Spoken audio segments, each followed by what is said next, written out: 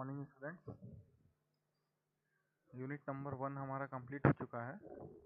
अब हम यूनिट 6 को पढ़ना चालू करते हैं। यूनिट 6 का फर्स्ट पार्ट है सिंपल लिफ्टिंग मशीन।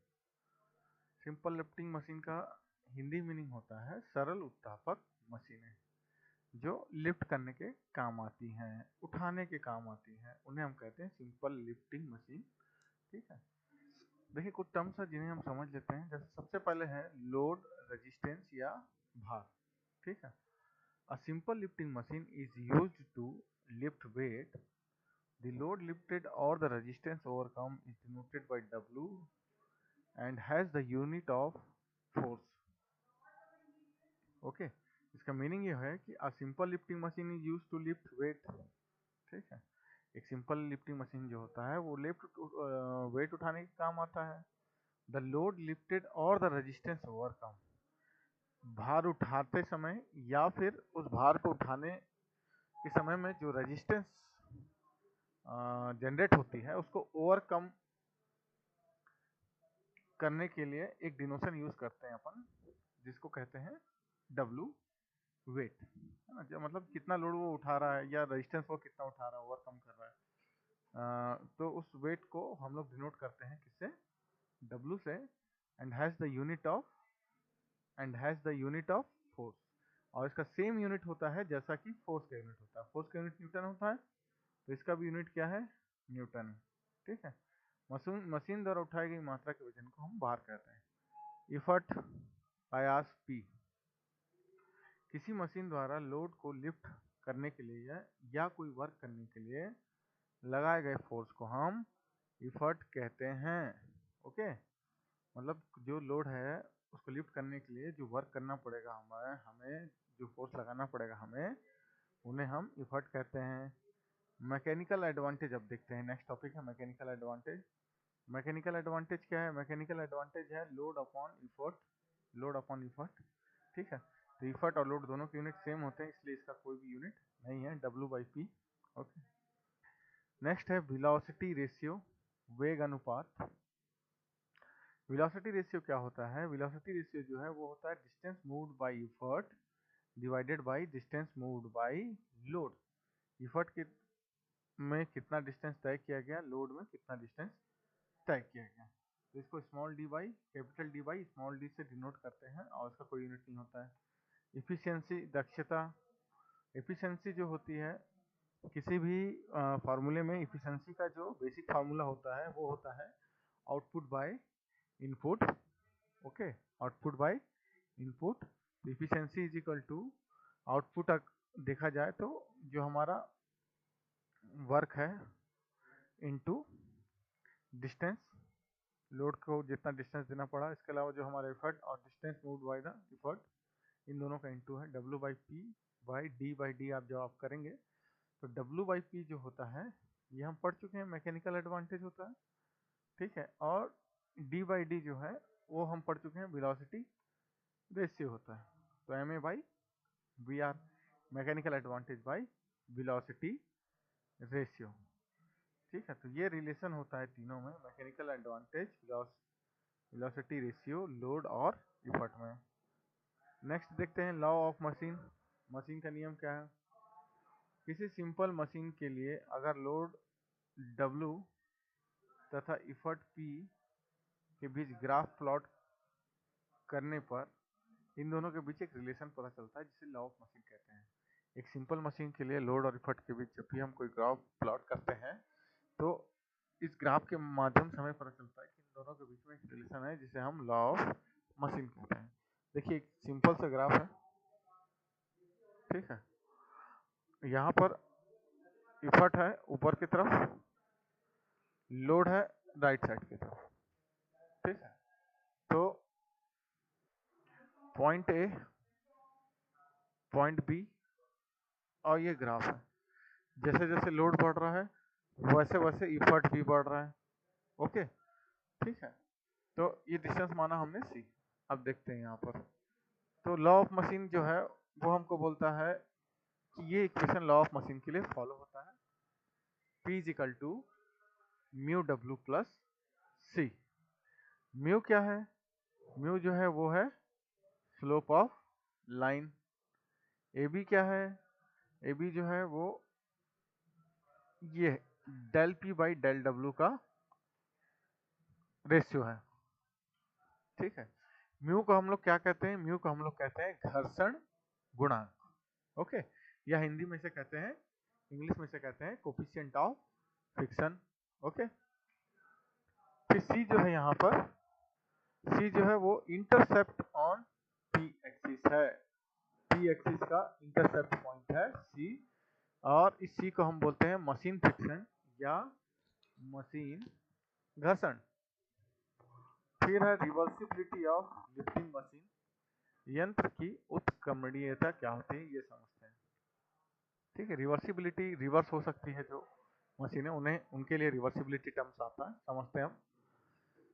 किसी मशीन से लोड लिफ्ट करते हुए अगर इफर्ट पी को हटा लिया जाए, देखिए इस डायग्राम को, यहाँ एक रिजिड सपोर्ट से एक लोड अटका हुआ है, ठीक है, और एक साइड वेट लटका हुआ है, और एक साइड से हम क्या कर रहे हैं, इफर्ट को दे रहे हैं, ठीक है। तो ऐसी मशीनें जो बिना इफर्ट के रिवर्स डायरेक्शन में वर्क करने के लिए कैपेबल होती है, उन्हें रिवर्सिबल मशीन कहते हैं, तथा मशीन का यह गुण रिवर्सिबिलिटी कराता है, ओके। फिर से देखते हैं, किसी मशीन से लोड लिफ्ट करते हुए अगर इफर्ट पी को हटा लिया जाए तो लोड नीचे आ जाएगा। ऐसी मशीनें जो बिना एफर्ट के रिवर्स डायरेक्शन में वर्क करने के लिए कैपेबल होती है, उन्हें रिवर्सिबल मशीन कहते हैं, उनके इस गुण को रिवर्सिबिलिटी होते हैं। देखिए ये जैसे लोड है यहाँ पर, ठीक है, दिख रहा है, और यहाँ पर हमने इफर्ट दे रहे हैं हम, तो इफर्ट का डायरेक्शन है डाउनवर्ड, लोड ऊपर की तरफ उठ रहा है, इसका डायरेक्शन है अपवर्ड। तो अगर हम मान लीजिए इफर्ट को हटा देते हैं तो क्या होगा, लोड अपने ऑटोमेटिकली क्या होगा, नीचे आ जाएगा फिर से। तो ऐसी मशीनों को जहाँ इफर्ट हटाने से लोड ऑटोमेटिकली वर्क करे, अपने कंडीशंस पे वापस आए, उन्हें हम कहते हैं रिवर्सिबल मशीन, और मशीन का यह गुण कहलाता है रिवर्सिबिलिटी। एक रिवर्सिबल मशीन की इफिशियंसी 50% से अधिक नहीं होनी चाहिए, जिससे रिवर्स डायरेक्शन में फ्रिक्शनल रेजिस्टेंस को ओवरकम कर सके। तो रिवर्सिबल मशीन का कंडीशन क्या है कि इसकी इफिशियंसी 50% से अधिक नहीं होनी चाहिए। ऐसी मशीन है जिनसे एफर्ट रिमूव करने पर भी वह रिवर्स डायरेक्शन में वर्क नहीं करता है, उन्हें हम नॉन रिवर्सिबल और सेल्फ लॉकिंग मशीन कहते हैं, ठीक है। ऐसी मशीनें जिनसे इफर्ट रिमूव करने पर भी वह रिवर्स डायरेक्शन में वर्क नहीं करता, उन्हें हम नॉन रिवर्सिबल या सेल्फ लॉकिंग मशीन कहते हैं। Example, screw jack of vehicle. Self locking machine की एफिशिएंसी 50% से कम होनी चाहिए। अब 50% से कम होनी चाहिए, ज्यादा होनी चाहिए, उसके लिए एक डेरिवेशन है। Suppose W is equal to load, P is equal to effort. Effort को हम हिंदी में प्रयास भी कहते हैं, ठीक है। कैपिटल D है जो, वो है distance travelled by effort. Small d जो है वो है distance travelled by load. Output जो है वो है W इंटू डी, इनपुट जो है वो है P इंटू डी।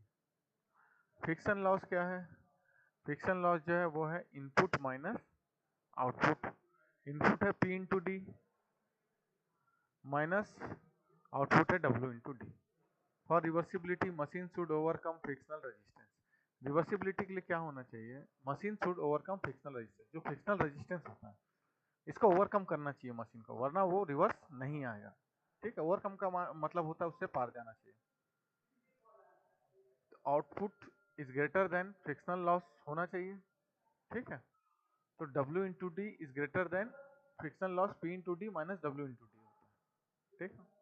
और W इंटू डी को इधर ट्रांसफर किए तो ये हो गया 2W into d is equal to P into d. तो W d by P into d is equal to 1/2, या फिर यही जो W d by P into d है, इसी को हम क्या लिख सकते हैं, efficiency. Efficiency is greater than, efficiency is greater than half और ग्रेटर देन 50%, ओके। तो ये कंडीशन किसके लिए है? इफिशियंसी इज ग्रेटर देन 50%, ये रिवर्सिबिलिटी के लिए है। और इफिशियंसी इज लेस देन 50%, ये किसके लिए है? ये सेल्फ लॉकिंग और इरिवर्सिबिलिटी के लिए है। ओके, जैसे कि एक क्वेश्चन हमारे पास है, देखते हैं हम। What load can be lifted by an effort of 120 Newton if the velocity ratio is 18 and the efficiency of machine at this load is 60%? Determine law of machine. If it is observed that an effort of 200 Newton is required to lift a load of 2600 Newton and find effort required to run the machine at load of 3.5 kilo Newton. देखिए क्या क्या details दिया हुआ है हमारे पास। P दिया हुआ है हमें 120 न्यूटन, वेलोसिटी रेशियो 18, इफिशियंसी जो है वो 60% है, मतलब 0.6। लोड लिफ्टेड बाय मशीन निकाल लेते हैं हम। तो मैकेनिकल एडवांटेज जो है वो है होता है W/P। लोड निकालना हमें, तो W डिवाइडेड बाय एफर्ट कितना है हमारा 120, लिख दिया हमने 120। तो एफिशिएंसी इज इक्वल टू क्या हो गया? Mechanical advantage by velocity ratio, that. तो जब इन वैल्यूज को हम डिवाइड करेंगे तो हमें मिलेगा 0.6। तो W बाई 120 डिवाइडेड बाई 18 करना है, तो W का वैल्यू यहाँ से हमें मिल गया 1296 न्यूटन। ओके, सेकंड फोर है लॉ ऑफ मशीन हमें सर्टिफाई करना। तो in second case P is equal to 200 newton and W is equal to 2600 newton from law of machine in about two conditions. तो लॉ ऑफ मशीन का हम condition लगा देते हैं, जैसे कि P is equal to MW plus C का जो फॉर्मूला है वो लगा सकते हैं हम। तो P का वैल्यू हमने रख दिया 120, M इंटू जैसे W का वैल्यू 1296 आया हमने वो रख दिया प्लस C हो गया। सेकंड केस में देखिए यहाँ लिखा हुआ 200 newton is required to lift a load of 2600 newton. तो सेकंड केस में 200 is equal to M into 2600 plus C कर दिया हमने। तो दो इक्वेशन मिल गए। इन दोनों इक्वेशन को आपको सॉल्व करना है, प्लस माइनस कर दीजिए, काट दीजिए, तो किसी एक में C कट जाएगा, M का वैल्यू मिल जाएगा। तो M का वैल्यू मिल गया 0.06, माइनस कर दीजिए इक्वेशन 1 में, इक्वेशन 2 को कर दीजिए, इक्वेशन 2 में 1 को कर दीजिए, जैसा भी आपको ठीक लगे। फ्रॉम इक्वेशन नंबर 2 से फिर इसी वैल्यू M को हम इक्वेशन नंबर 2 में रख देते हैं सपोज। तो C का वैल्यू कितना मिल गया हमें? 44 मिल गया। तो effort required to lift a load of 3.5 kilo newton का इफर्ट को रिक्वायर्ड कितना रिक्वायर्ड होगा 3.5 किलो न्यूटन के लोड को करने के लिए। तो P is equal to MW plus C formula लगाया हमने। P is equal to M का वैल्यू 0.06 प्लस इंटू W का वैल्यू 3.5 इंटू 10⁻³ क्योंकि यहाँ किलो है इसीलिए किलो लिए हैं न्यूटन में होने के, प्लस C का वैल्यू हम ले लेते हैं 44। तो P इज इक्वल टू हो गया 254 न्यूटन।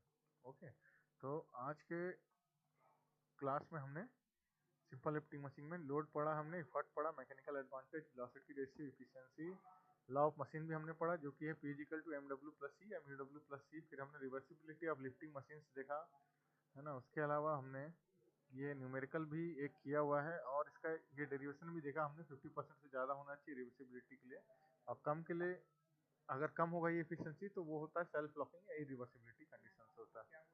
तो इस तरह से आप अपना यहाँ तक का टॉपिक को क्लियर कर लीजिए और बाकी का जो पढ़ाई हम नेक्स्ट क्लासेस में करते हैं। Thank you so much.